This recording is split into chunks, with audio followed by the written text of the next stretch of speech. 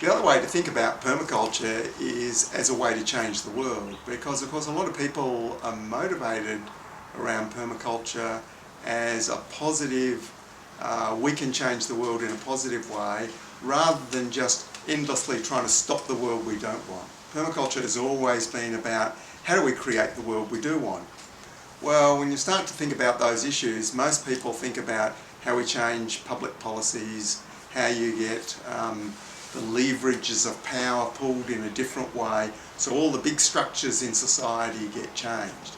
That's an old way of changing the world. The sort of new way that's now sort of well proven, but still a lot of the politicos, the people who think about how do we change the world, haven't caught on that actually by changing yourself and what you do yourself, that is actually not just a little stepping stone to contributing to a larger change, it's actually arguably the most powerful thing you can do.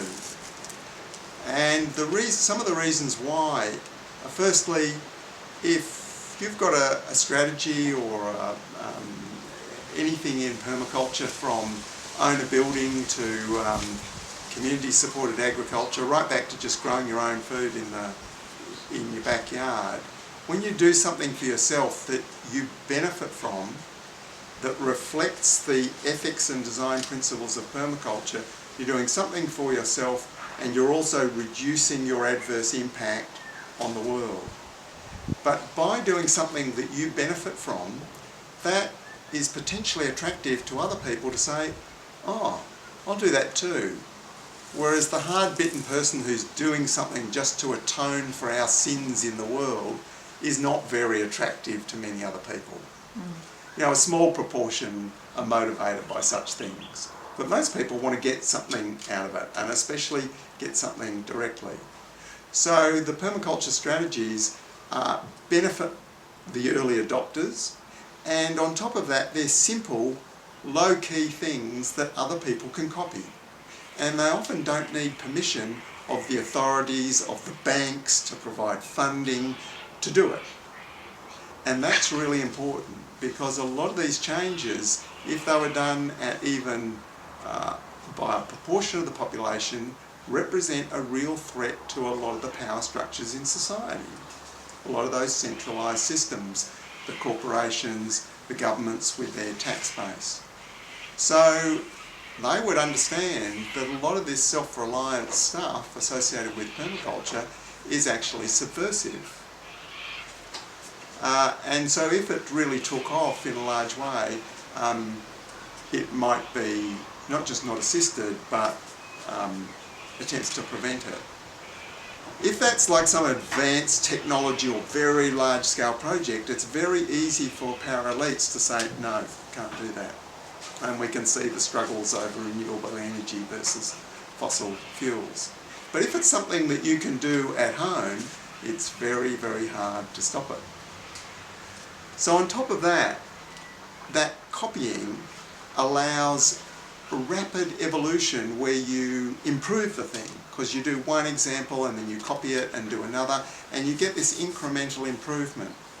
If we did big projects that are all driven by sustainability concepts but represent massive reallocation of society's resources, it always will end up as a mess. Because somehow the complexity of those things, you might have the ideas, but when you actually go to do it, it's never quite right.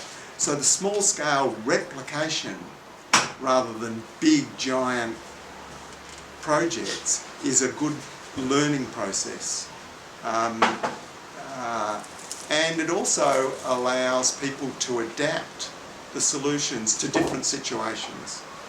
And that's very, very important, because every situation is slightly different.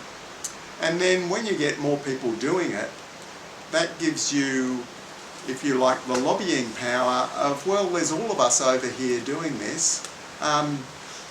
We've got a bit of a power base through autonomy, not a power base through shouting louder to get the authorities to change policies, because that's really a powerless way to go about things.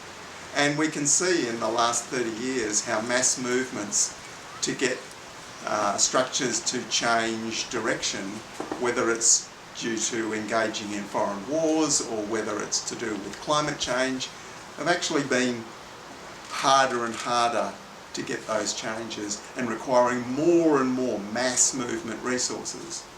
Whereas when we just do something that supports ourselves and provides an example to others, it's actually also the leverage towards a larger positive change.